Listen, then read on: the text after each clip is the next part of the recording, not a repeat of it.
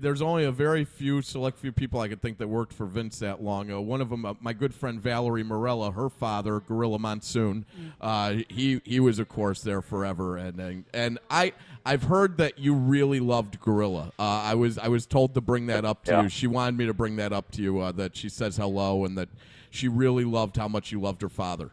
I still do. I think about him every day. That's great. That's nice. Yeah, he's the best.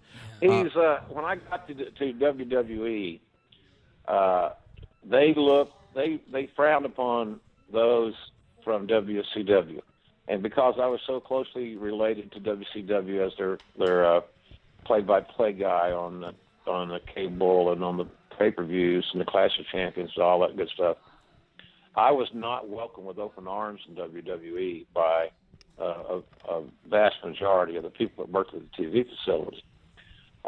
People would walk, they didn't want to engage in conversation. They didn't, they were rude. They were cold shoulder.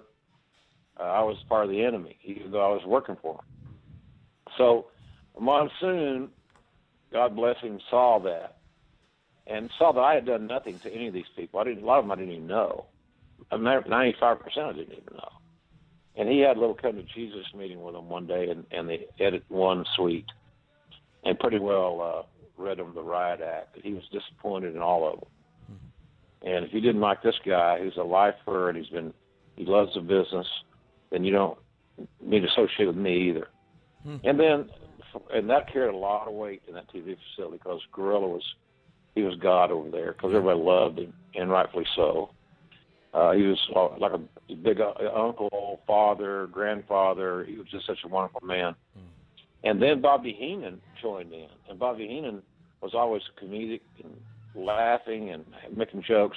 And the guys that worked in that facility had never seen Bobby Heenan that serious. Wow. And Bobby Heenan joined in with Gorilla and said, that goes for me too. I mean, this guy's just here trying to do his job. And so they broke the ice, and it made things better. And then, after all these years, I've got great friends that are still working in that TV facility that I wouldn't have had if it hadn't been for Chino, Bob Morella stepping up and being the man that he was, the character that he had, and letting them know that they were embarrassing everybody around them for being such, jag-offs, I guess I should say. They were just being rude and jackasses. That's great. Hey, so there you go, Val. We love your dad. He was the greatest. And so I think about him every day. And yeah. I get on Twitter. I get Gorilla Monsoon questions every day. And now that the WWE Network is on the air, mm-hmm. A lot of younger fans of today's generation never saw Gorilla and me work.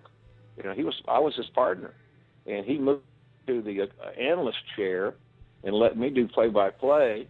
And didn't have an issue with it whatsoever. He was perfectly great with it, and we became great friends. We do things like they said, well, the edit's not going to be ready till late tonight, so we're there in the morning. So we got screwed around our schedule. So we're there like 10 hours early. So what's he want to do? Well, let's drive up to the casino and up the road in Connecticut a couple hours. So we drive up to the casino and he'd go play blackjack, and then I'd wander around because I wasn't making that kind of money, and I'd spend the day with him, kind of like a son. And then because he had such poor vision, and it would get dusky, he couldn't drive, or he wouldn't drive. He shouldn't drive, and he had that big Cadillac with the license plate that said K-Thave on it.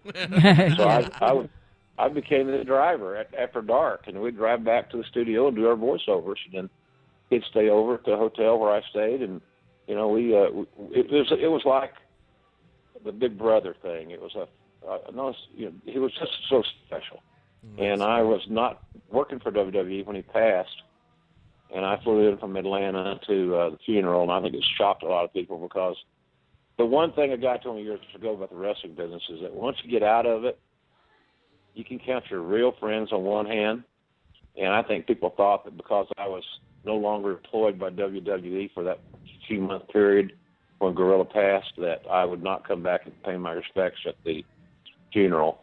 And obviously, I shocked a lot of people because you would have you'd have to have a court order to keep me from paying my respects to him at those services. So I think about him every day, and I hope that I said this before, that I hope his two grandsons realize I'd love to be able to tell them someday what a great grandfather they had. It's just a dang shame that they didn't get to know him as some of us did. Well, hopefully they'll get to hear this. I'll tell Val to have them listen, so they're hearing it for you.